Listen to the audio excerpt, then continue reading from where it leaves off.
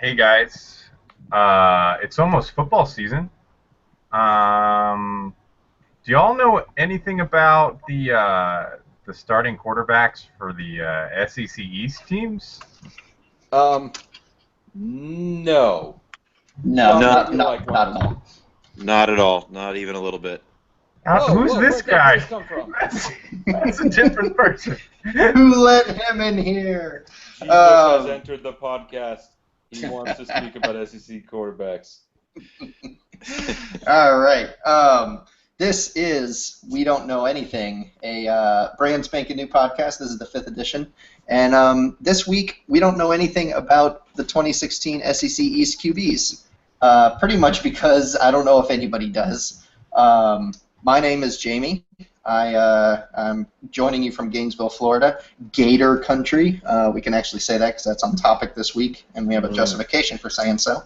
And I feel like we can say that regardless of what we're talking about. It's always topical. It's on brand this week, where it's all about branding. Joining us from... yeah, right. Barging onto the set there. Joining us from St. Pete is Brandon. Say hello, Brandon. Hi, guys. I am now billing for this podcast. Yeah, got to get in his lawyer joke. It took back about 90 seconds. Yep, that's right. So hopefully we will never talk about that again. You being a lawyer or the terrible joke? It's up for personal interpretation. Depends on your background. how well you know the jurisdiction. Exactly. Joining us from the furthest geographically from Gator country, however, still within the Gator Nation, which is, of course, everywhere, is Cody out there in Orange County, where I'll continue to make my token joke of it's still sunny out there, isn't it? Yeah, it is. Although it's setting, so still sunny though. It always seems to be setting. Whoever's actually stuck through 5 straight episodes is just gonna be like, okay, we get it. Time difference. It's cool. It's Steve from Paducah. He has listened to all 5 episodes. Steve's sick of it. Our friendly NSA agent in Paducah, Kentucky.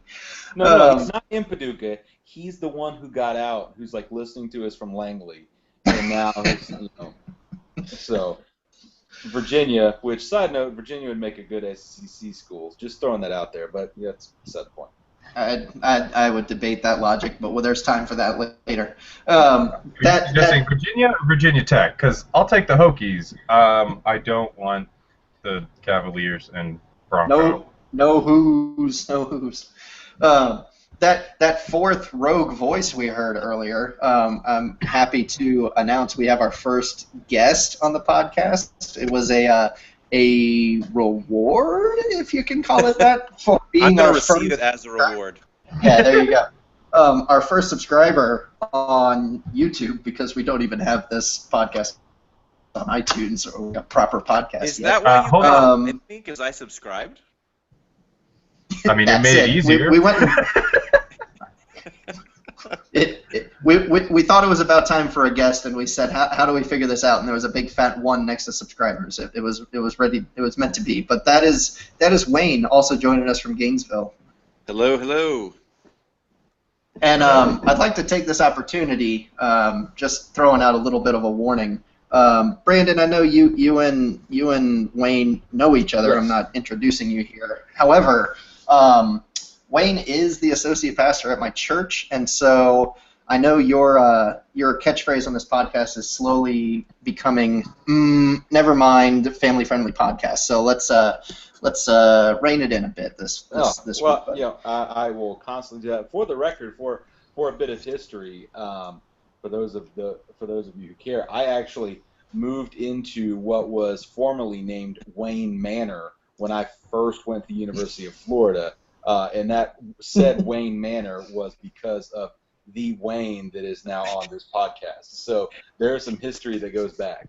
I appreciate that, Brandon. That is an honor and a distinction to have a pretty trashy 3-bedroom townhouse named after me. Look, no, if you think that was bad, you should. When we found that those apartments were actually ended up being converted to condos, and we found it like the year after my freshman year, and so we found out about that, and we thought that meant, oh, we're gonna tear all these things down.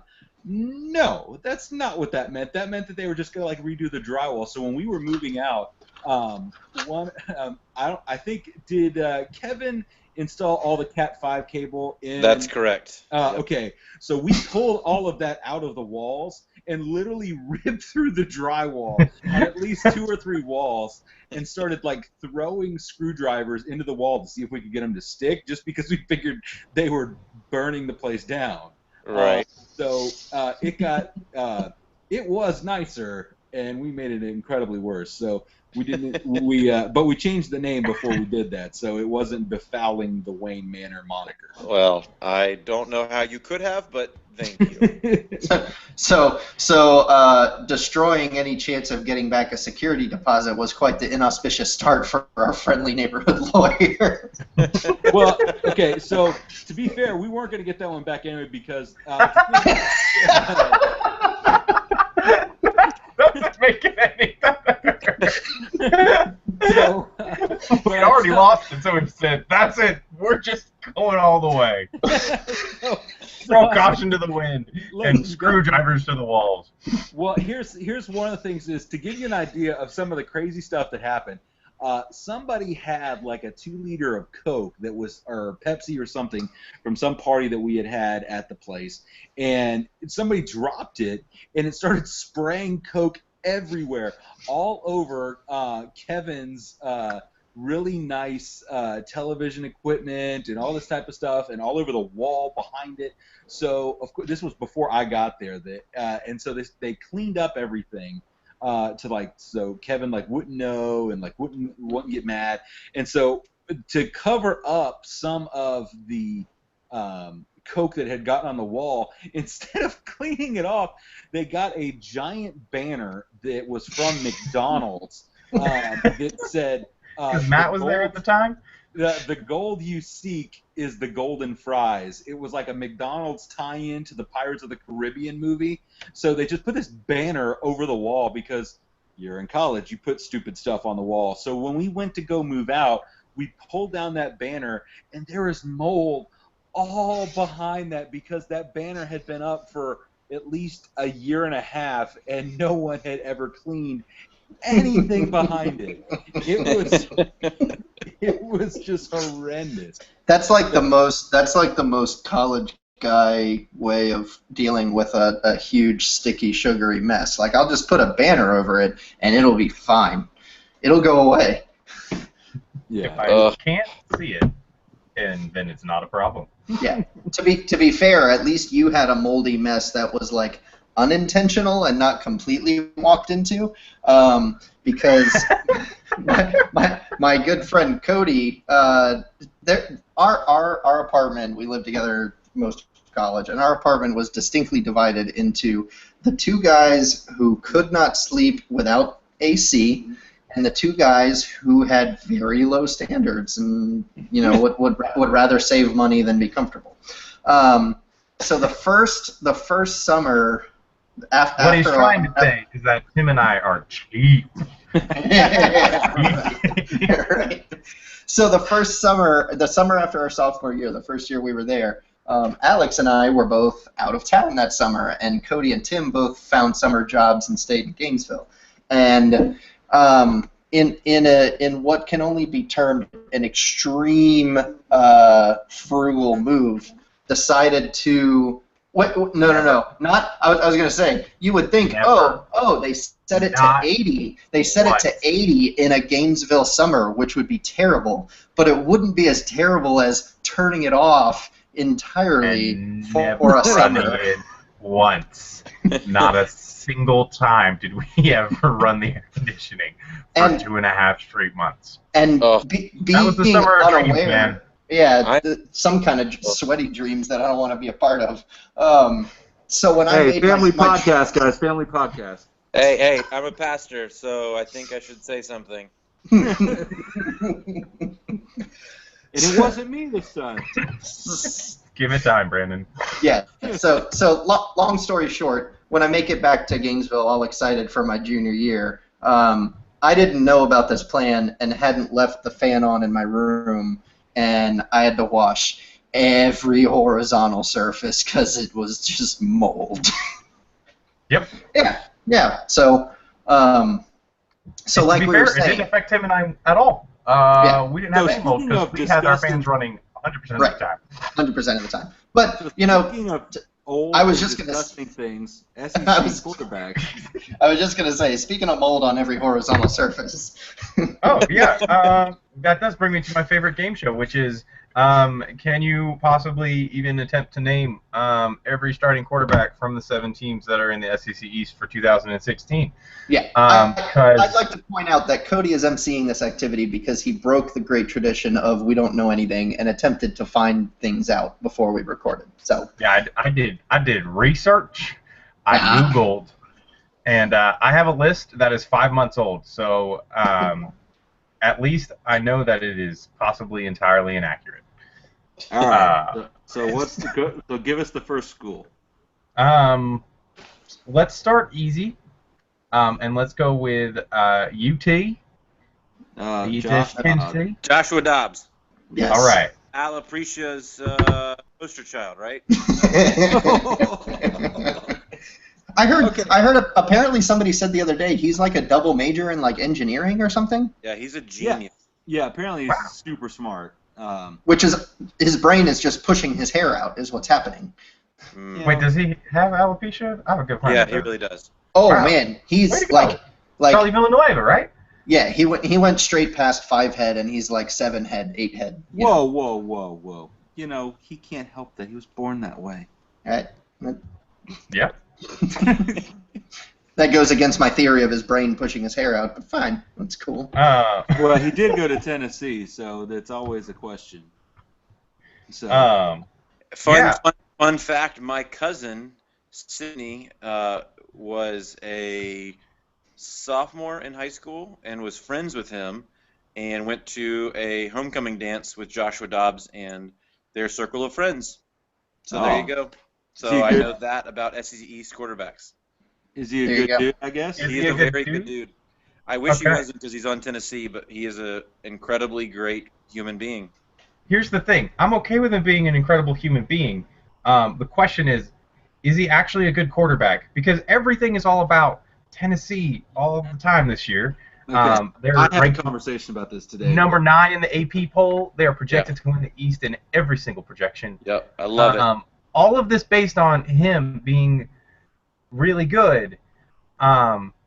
He's not. Here's the thing. There's 2 or 3 games last season where defenses could not hold contain on him, and he ran for 1,000,000 yards. One of those games pretty much being Florida. Sure. And so I really don't think, it's like he does that for a few games, and all of a sudden he's all-world, Heisman Trophy winner, all that jazz. And I do not buy that he is, I think he's a solid quarterback, a reliable quarterback for the most part, but I don't think he's special.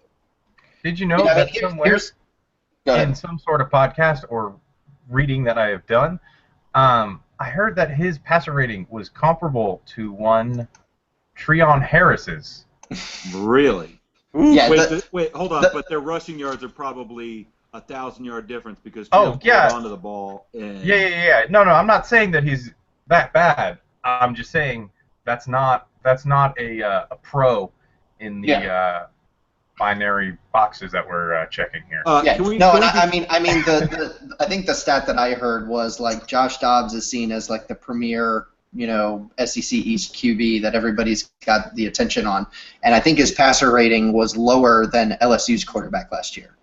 That's it. Wow. Maybe it was Brandon Harris. Yeah, and I mean, I'm looking at the line from the game last year, the thrilling 28-27 win last year, and yes, I mean, you're right. He ran for 136 yards, which rounds up to 1,000,000, like you said.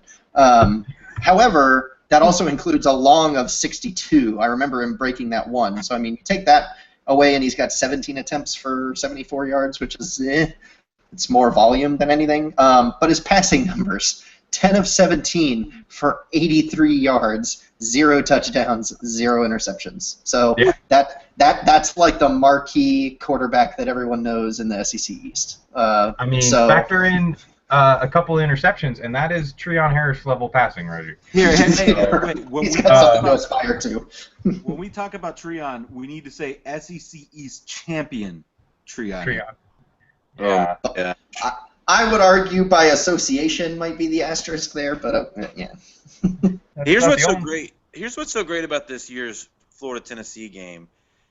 If Florida loses it, and I don't think that we will, by the way, and I'm going to very firmly say we when I refer to Florida because they got a lot of my money, and I all the way. And I don't think we will lose, but we truly have nothing to lose in that game.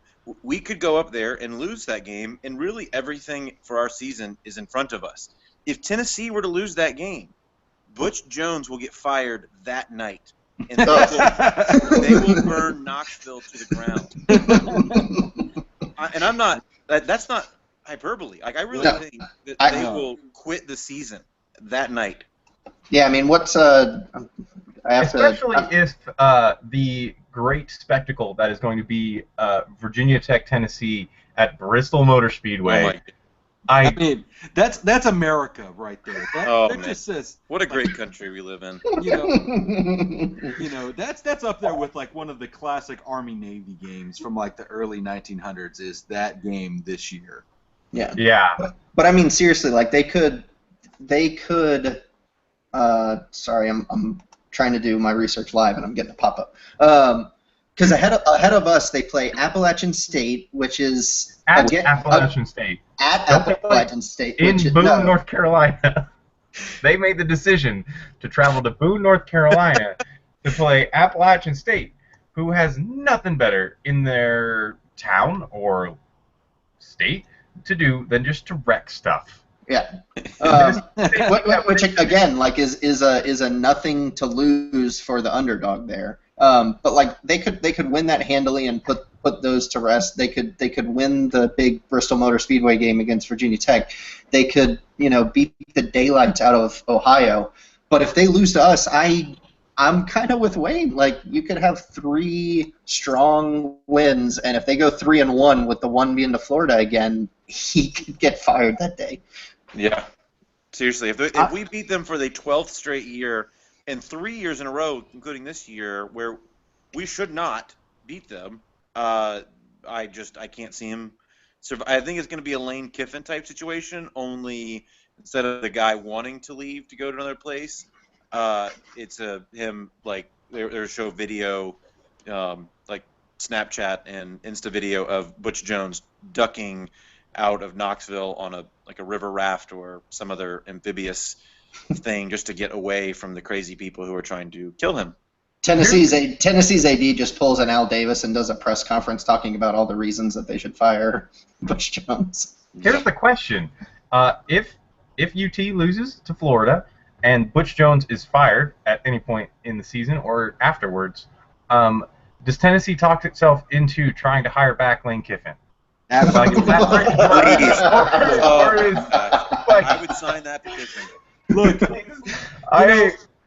here's the thing. I feel like of all the states, Tennessee should be quite aware that you should not go back to your abuser. And so. Oh gosh. Anyway. Yeah. Dainty leash, Brandon. Dainty leash. But no, I mean, I do think this might be the year that, if Alabama has a really good offense again, which they will because, of course, this is the year that Lane gets a look because people are forgetful. No, here's the thing: is he's done a good job for them, especially last year. And I think one of the things that that Kiffin should probably get more credit for is being that able national to championship game. Convincing Saban to let him run the offense. Because as we've seen in the past, it seems that Saban is always going to have his signature mark on whatever the offense does. And it's really been different with Kiffin. It seems that Kiffin has, been able to, act as almost Pied Piper to Nick freaking Saban, which is an impressive ability. Yeah. Yeah, I mean, you could give him the, like, running an offense, quarterback whisperer, sure. Sole, head of your football program, I'm not making that call. Well, what kind of job would he leave Alabama for? I mean, he can stay there and win championships. Is it just because you think he has an itch to go somewhere? Like, what would entice him? Like, what? Everything about Lane Kiffin strikes me as someone who is not content with being just a guy on the coaching staff, right. But he wants to be the guy on the coaching staff. Yeah. And so I feel like at some point in time, like, especially under Nick Saban, because, while, like, all credit for him being able to loosen up the reins of Saban and be able to run a passing offense, even though that's not the Bama way. Paul, run the dang ball. I mean, they lose that national championship game to Clemson if Kiffin isn't coaching their offense, I don't think. Yeah. Like, there's no way they have the play calling and the style to win a shootout against Deshaun Watson. Also, they lose that game if Clemson figures out where O.J. Howard is, but, it's neither here nor there. To go ahead and complete the circle of chaos of people who can't remember anything, here's my prediction. Jim Mora Jr. coaches UCLA. He's going to get hired by an NFL team for no reason at all. Absolutely none. And then UCLA, Lane Kiffin, to come back to LA. Gosh. They are going to think, stick it to USC, and they are going to just become a raging tire fire all over again. As someone Lane who Kiffin's son's middle name is going to get changed to Bruin. Yes. No, I mean, that's honestly, like, if you were to ask me, I don't necessarily see any reason why Lane Kiffin would decide to leave. It's just like it only makes too much sense in the sense that he's like the only person who stumbles uphill into better jobs. He fails upward. Yeah, and then, for once he was kind of out of the limelight for a while after, the whole Pat Hayden, getting fired at 4 a.m. on the tarmac kind of a deal. Stays out of the limelight, gets into a situation that's incredible for what you're good at, and you could just stay there. Like you said, like, if he wanted to stay there and was happy under Nick Saban, he could win championships for a very long time. And I could just see him going, nah. Yeah. It makes too much sense to stay there and succeed at a very, very high level. So. Also, speaking of firefighters in LA, USC is still, just so you know, as a West Coast guy, USC is still a USC West. We'll talk about USC East in a bit. But yeah, they're still a tire fire and just awful thing. So I have a lot of joy out of that. They've got that wide receiver out there that's pretty good, right? What's his name? Juju.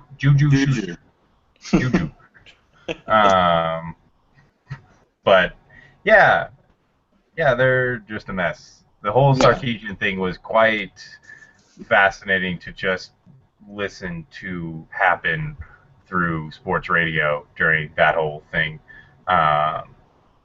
It's a mess. Speaking of a mess in USC, how about we talk about where our favorite head football coaches? Boom! Will Muschamp's program, University of South Carolina. This is a trick question. They don't have a quarterback. Perry Orth, right? Yes! Perry Orth! That's the guy from last year, right? Isn't that he's going to get a shot? They have a freshman, I think, who's really I'm sure good, they have a couple freshmen. They all are full of promise. All they need is a little bit of coaching, and they'll find it at another program. Yeah, can we start the track of how many quarterbacks from South Carolina transfer under Muschamp's 3 years there, just to see if it gets to anywhere near the number of Florida quarterbacks that have We're transferred? approaching 6 or 7, right, with Florida? We are at 6. Treon is number 6. And not only transferred, but transferred elsewhere and had quite a measure more of success than they had here. Like, transferred in as a starting Power 5 quarterback. Right. Can we talk about my boy Jacoby Brissett for a second? Yeah. Oh my gosh, that saddened me a lot to lose Jacoby. I thought he would have been an incredible quarterback, and I think he did it with. He was. Yeah. For the North Carolina State Wolfpack. Yeah. Yeah. Far, far away from that awful, awful Muschamp regime. Yeah. Yeah. And then, of course, we've got our buddy Driskel, who goes away and finds all kinds of success at LA Tech. He threw for like 4,000 yards and then got drafted by the 49ers, was it? With Chip Kelly. Yeah, Chip Kelly's going to help him out. Oh, man. I'm not sure I'm ready for Jeff Driskel starting NFL quarterback.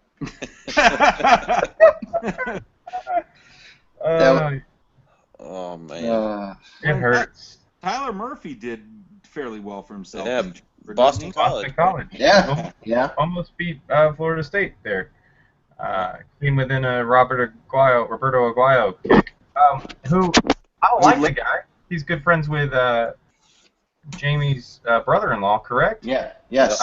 Very much. And was a second-round pick of Jamie's favorite football team, the Tampa Bay Buccaneers. He's left all his talent in college. Yeah, he's already hired a psychologist for the Yips, which that's bad. Yeah. Oh man, I just gotta say how much that makes me happy because I do not like the Buccaneers, and I'm sorry, Jamie, but man, I'm not sorry. I'm a Jags fan, and it takes all the pressure off of us drafting a punter in the first 4 rounds. Because drafted a kicker in the second round. And not with the second round pick that we had. We traded up to get him because we knew what we wanted. We like the Bucs. The Bucs are that guy in your fantasy football draft who's like, "What? I needed a defense, and Seattle's the best, and who's going to take him before the 4th round?" Yeah, no, that's exactly what that is. So, yeah, I still remember. I forget who the Jags GM was at the time. He is no longer with the program for good reason. But his quote was, in drafting, in I believe it was the 4th round, drafting a punter was something like, "Well, he's going to be a starter." I mean, he's a special team starter, and if your offense is decent, hopefully he's not on the field a whole lot. Yeah, you're trying not to have need for him.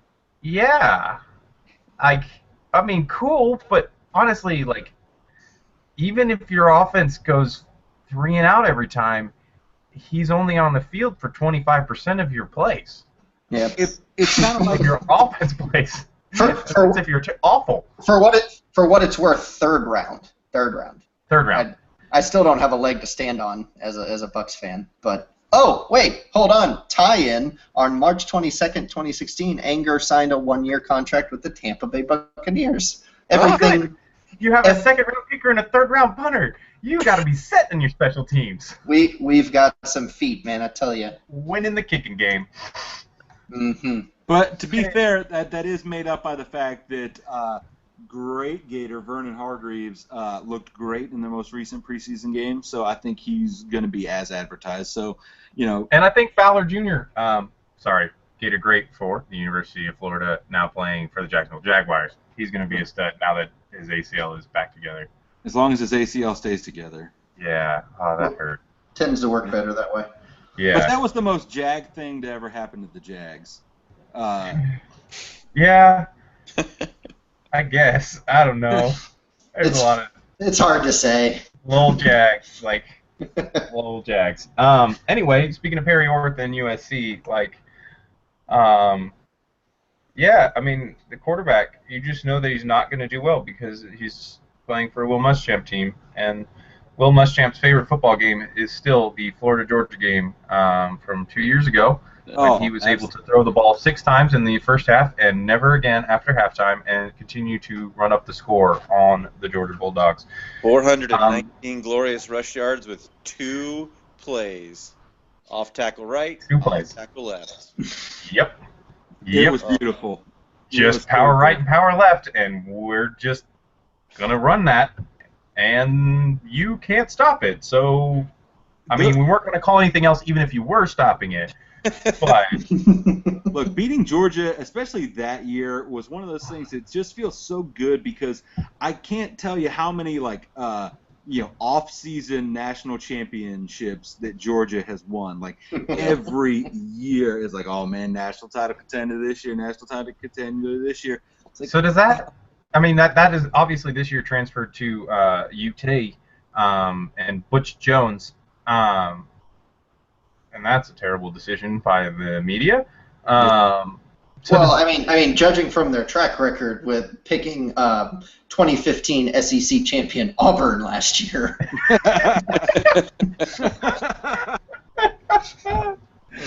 So, dumpster fire. Stellar track record and all. But I guess, if we're finding a path forward with the current game of guessing quarterbacks. I have a quick question about Perry Orth, and Wayne may be able to actually help on this one. So is Perry Orth related to a certain pastor that we know from Crossroads? Oh, I so badly wish, but he is not. No. No relation. You've asked him this, though, right? Of course I've asked him this. But, all right, good. But no relation. Apparently, Orth is a fairly common last name. I didn't. That's not true. That's false, but okay. That's how we treat our guests here. That's not true. Don't bring your knowledge in here. I'm living my ignorance. Speaking of ignorance, Georgia's quarterback. Oh yes. Oh yeah, isn't it? Yeah. So can you tell me who this is? Oh wait. Sure. Is it going to be Lambert? As of 5 months ago, the answer is Grayson Lambert. Yeah, I was going to say, here's the question. Are we talking about games 1 through 6, or are we talking about games 7 through 12? Yeah. Here's the thing. Yeah. There's so much pressure on Kirby Smart to produce this year. Like, does he just roll Jacob Eason out at the beginning and risk him making stupid freshman mistakes at the beginning, hoping that by the time the Florida-Georgia game rolls around and the late end of the season rolls around that he's grown up and become, almost a sophomore? Yeah, so by the time he gets to the Florida game, he can be a grown-up quarterback throwing 3 interceptions. That'd be fine. As long as their quarterback is throwing 3 interceptions and playing terribly, I'm okay with whatever his name is. Hey, I'm just saying we have a strong history of taking 5-star quarterbacks and having them throw 2 to 3 picks a game. Matt Stafford. Sorry, I did that. Did I say that? Yeah. Here's the thing: is Brian Cox Jr. is gonna have Eason for breakfast in that game, and it's gonna be gosh. Great. Yeah, or it could be Grayson Lambert. Who knows? Yeah, it's true. Or their third-string quarterback, because let's just remember what Mark Richt did last year. For Bauta? What was it? Bauta Faison? Yeah. Faison Bauta or something like that. Yeah, Faison Bauta, that's it. That guy. The third-string quarterback. Wait, didn't he transfer, though? Probably immediately after the game. Stock's never going to be higher. I played against Florida. Don't watch the film, though. Let's see. I'm looking up their depth chart now. No, he's not on the team anymore. I know that much. Yeah, it's just showing Grayson Lambert and wait. It says Jason Eason. This site's trash. Side note. Georgia's athletic birthday? No, it's not. It's ourlads.com was the first Google result. I don't know. I didn't put a lot of effort into this. Here's one thing I thought about is one of the biggest letdowns for why Jacob Eason going to Georgia is a big letdown. It's not because Eason is talented. I mean, he is. I'll say that. However, imagine Kirby Smart bringing what's-his-face, the old offensive coordinator from Tennessee, who did Jonathan Crompton, having just Grayson Lambert. Can you imagine how inept and how beautiful that would be? We would start handing out garbage points just before the game started, just to so people would show up to the game. It would be so beautiful, but nonetheless, Eason had to disappoint us. Yeah. It'll be nice to still beat him. We'll beat whoever comes out there. True. I do have to say one item to throw in here, borrowing from the podcast that is our muse. Spencer Hall of SB Nation and Every Day Should Be Saturday has a particular rule for quarterbacks, and that it's equal parts immutable. You can't convince him anything otherwise, and completely unexplainable. Which is, if the quarterback's name sounds just as good last name first name as it does first name last name, that's a good quarterback. So I mean, when in Georgia, Lambert Grayson sounds a whole lot better than Easton Jacob. So give QB1 to Grayson, I guess. All right. I mean that does not exactly bode well for Florida's quarterback situation. Well, we'll get there. We'll get there. I've got a little. I'm looking at the list, and there's not a single quarterback on the list that I have written down that fits that. Yeah, I mean, Lambert Grayson is still doesn't really roll off the tongue, but no worse than Grayson Lambert. I actually kind of prefer that. They have that running back Sonny Michel, the very French name for this Athens quarterback. So I kind of prefer that we refer to their quarterback as Grayson Lambert. I can get behind that. See, with Lambert Grayson, I feel like that sounds like the backup to Colt McCoy at Texas. Like, that just sounds where that kid should have gone. Yeah, so he sounds like a Texas quarterback, so he sounds like a great quarterback. Move on. He's the starter. Yeah. He's settled. You're welcome, Georgia. We just gave you the entire season playbook right there. Yes. Yeah. All right, so who's next, Cody? Let's go out to the most geographically nonsensical SEC East team, which is the Missouri Tigers, who are they're too far. So last year it was Matty Mock, but he couldn't give up certain extracurricular activities. Yeah, let's call them those. So he's out, and I'll be danged if I can think of who is there. I have no clue. Chase McDaniel, and that. Wait, hold on. He's been in the league for like 5 years. Yeah, and he hasn't played down. I think he's been in the league like 9. Isn't he the backup to like Drew Brees, so he never plays? Wasn't that where he was drafted? Yeah, I don't know. Anyway, it's Drew Lock. I don't know anything about him. But Missouri is probably a really bad team, and Florida should beat him easily. So, he's young, right? He was a freshman last year. He was a freshman at some point in time. No, I think he was a freshman last year. Yeah. And he's like a 4-star recruit. Yeah, they have him listed as a sophomore. He was a 4-star recruit. His backwards name is Lock Drew, so I'm not on board. I really feel like Marvin Zanders, the redshirt sophomore behind him, has a lot more potential. Yeah, just the name alone. I mean, he passes the test. Sanders Marvin? Sure. That doesn't work, but okay. I submit that he kind of sounds like a James Bond baddie. Kind of like Xander Drax from Moonraker. Never mind. I mean, I'm behind Xander. Yeah, that's about as much time as I can give Mizzou. I assume they'll have a good defensive line, and I have no other thoughts. Okay, so Chase Daniel is now with the Philadelphia Eagles. I wanted to say I was putting him with the Eagles in my brain, but I don't know when that happened. Or why it happened. It just did. He has a Super Bowl championship? Does he now? Was he on the Saints when they won it? No, it was with the Eagle. Oh, wait, no, never mind. That was wrong. Hey-o! I watched the Eagles lose a Super Bowl in person to the Tom Brady-led Patriots when Terrell Owens had a game. He played awesome. With like a broken ankle, right? Something was broke. Some bone was broken, and he came back just to play the Super Bowl and was unguardable.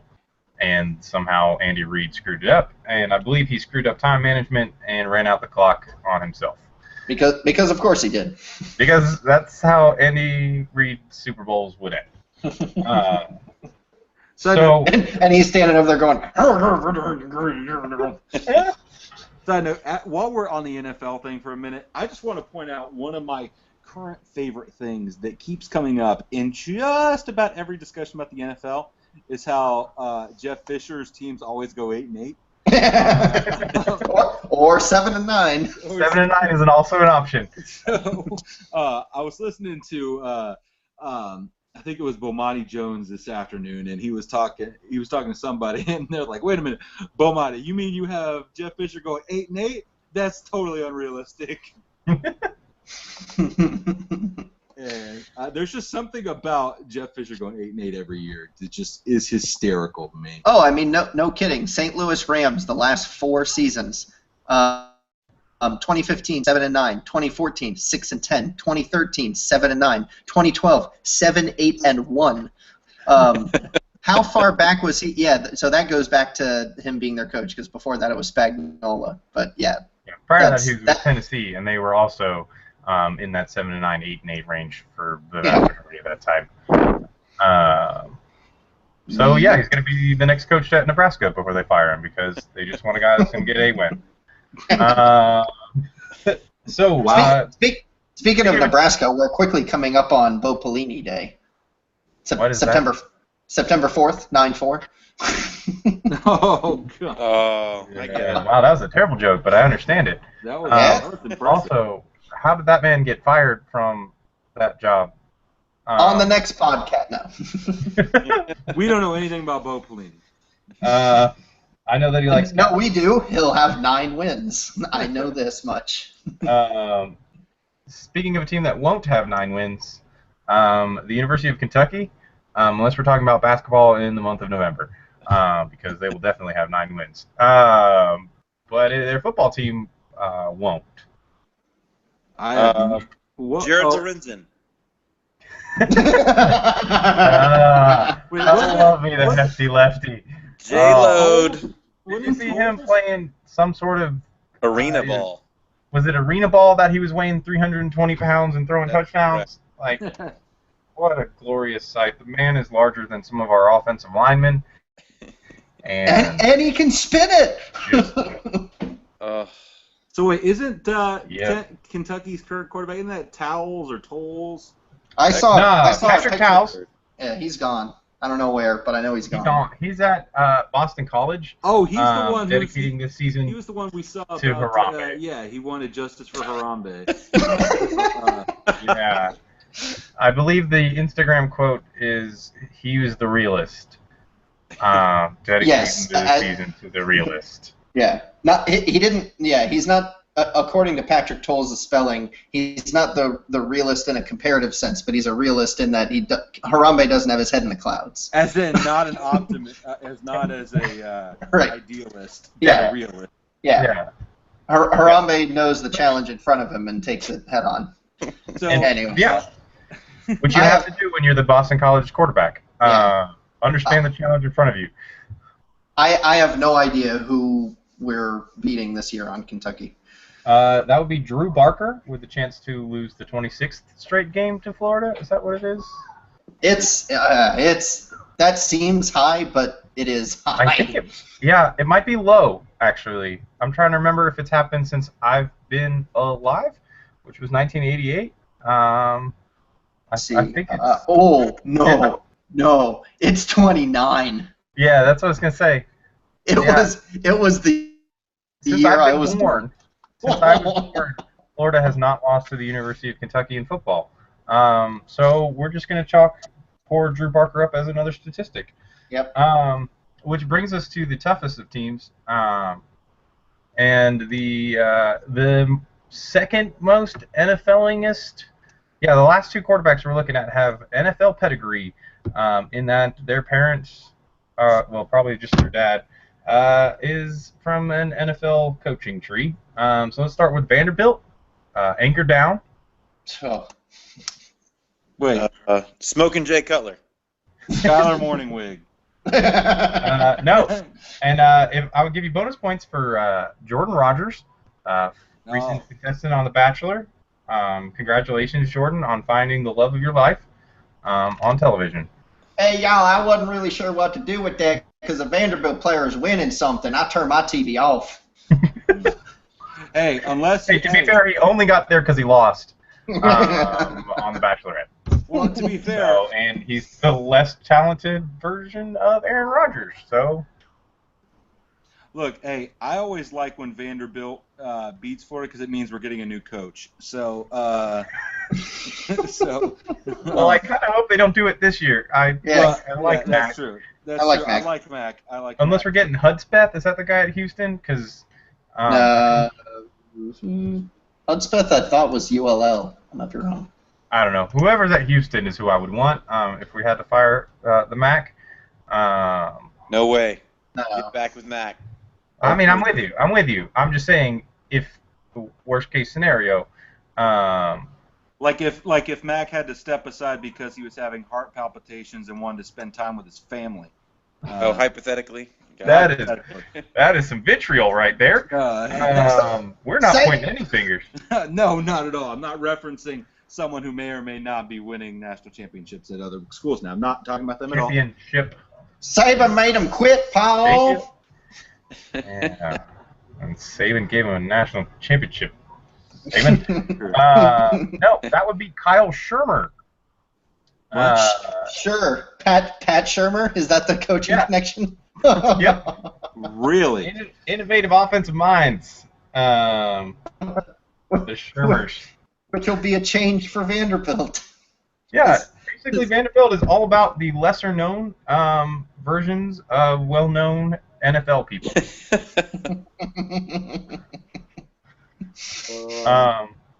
Yeah. So yeah, Kyle Schirmer. Is he a freshman or what year is he? Oh gosh, Brandon, I didn't do that much research. I'm looking him up right now. He's related to Pat Schirmer. I'm assuming his son. Okay. Could be nephew. This was enough discussion for our level of research. Well, look, no. His experience on this Vanderbilt website, his experience says 1L. That's the designation you give a first-year student in law school. Not. So unless something happened at Vanderbilt, class sophomore. Never mind. There it is. It says experience 1L. He did throw for 209 yards passing, 3 touchdowns against Tennessee. All right. So I can always get behind that. He was a 4-star quarterback. He threw well against Tennessee. We need to check him to see if he's juicing. I believe Will Greer threw very well. Oh, wait. Yeah. Yeah. Dang it.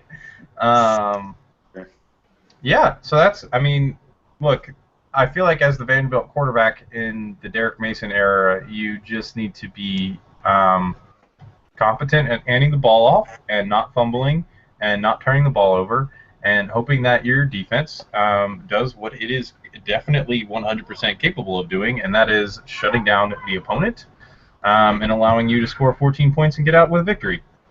Yeah. Well, I mean, I went to look up. It triggered in my mind to actually do some research because Bill Connolly of SB Nation does some really in-depth previews of everybody. And the line that I just came across regarding last year was that Vanderbilt's coach was effusive in his praise of Schirmer after the loss to Tennessee, a game in which he went 15 for 34. So if you can go 15 for 34 and get praised as a change of pace, yeah. I mean, I did watch the Florida-Vanderbilt game, which was an affront to offensive football, considering that all of Vanderbilt's points came on one 80-yard touchdown run. Like, you get a seal here and a seal here, and you hit the gap, and you go hit your head on the goalpost. And they did that once, and very nearly won the game because Florida couldn't kick a football. Yeah, also featuring the saddest game-winning field goal I've ever seen. Yep. Yeah, the one of the headings in Bill C's article is a run-first offense that couldn't run. So yeah, there's your preview. Yep. So which brings us finally to the one guy that we're rooting for on this list. Can anybody name the starting quarterback for the University of Florida Gators? Luke Del Rio. There it is. Del Rio. Son of former Jacksonville Jaguars head coach. Yeah, the ties continue. And I would argue, Brandon, when it comes to the name rule here, I know if you take Del Rio as his last name and say Del Rio Luke, Well, yeah, well, no, yeah, like Del Rio Luke just sounds like a cheesy nickname for somebody, but I'm going to argue that if you take the three names independently and call him Rio Del Luke, he sounds very mysterious. Rio Luke. He's probably Rio Del Luke is one of the bad guys in Tombstone, like one of the lesser cowboys. I'm pretty sure Val Kilmer shot him. At some point he was in time. his Huckleberry. You'll know Daisy. You know Daisy. Well, No Daisy, it's Tom. So yeah, Luke Del Rio, the Oregon State transfer. The Alabama walk-on, the Oregon State backup, and now the starting quarterback at the University of Florida, who most graciously beat out the sometimes starting quarterback of Purdue that transferred to Florida. I'm just saying, it's not the highest pedigree that we're starting with right now. Like, you beat out a guy who wasn't the full-time starter at Purdue. Hey, in football, he saw the task ahead, and he beat the team put in front of him, which is kind of what last year felt like at times. Yeah. And considering the first 3 games of Florida's schedule, that's all you got to do is beat the team put in front of you, which is the UMass Minutemen, who I didn't even realize had a football program, and thought they were still under suspension because of John Calipari's nefarious deeds while he was there. Followed by, I believe, Kentucky, and then the Mean Green of North Texas, or vice versa. The Mean Green. That is the name of North Texas's mascot. Does he look like a hilltopper? No, unfortunately not. I think they have an eagle involved at some point in time, which makes no sense because eagles are not green. That's I want to throw one quarterback name thing in here because I was listening to a recent preview that they were doing on mid-major teams, and Western Kentucky, I don't know who their quarterback was last year, but he threw for like 5,000 yards or some obscene number, and they're replacing him this year, and the gem that they found on their depth chart, I think they said he's a freshman this year, is Mike White, which they were really pulling for on the name basis so they could say, White Mike! Yep. White Mike. But the great Florida Gators are stuck with Rio Del Luke. But, after last year, we'll take what we can get. Yeah. Bye, Greer Will. And Harris Treon. He transferred, and Brandon said, well, bye. Yeah. Why Rio Del Luke? Looked like someone walked over your grave. Oh, I am thoroughly appreciating these Tombstone references. I don't know if you are, but I am. Well, I'm the one subscriber, so. Hey, we cater to your every whim. We cater to our one subscriber, so much so that we invited him on for a podcast. This is where we are when we have a marketing director who's an engineer, which is another running joke. It's funny that we asked Wayne on before we ask our marketing director. Our marketing director hasn't listened to a single thing that we posted, so until that happens, if he doesn't subscribe, no one else is going to. Well, maybe Exactly. we have to invite all of our listeners on so that we can just hey, would you if we had you on the show, would you listen to it? Would you listen? So that's how we grow our base. That's how we grow organically, guys. That's organic growth. Speaking of organic growth, next week on the podcast, we're going to discuss astrophysics and black holes. Yeah. We are going to invite everyone in the universe, and so next week we'll be talking about that. We don't know anything about black holes and other terrifying astronomical phenomena. So, Wayne, I have to say it was a pleasure. I'm sure you'll be joining us again sometime. Maybe when we discuss the 2017 SEC QBs.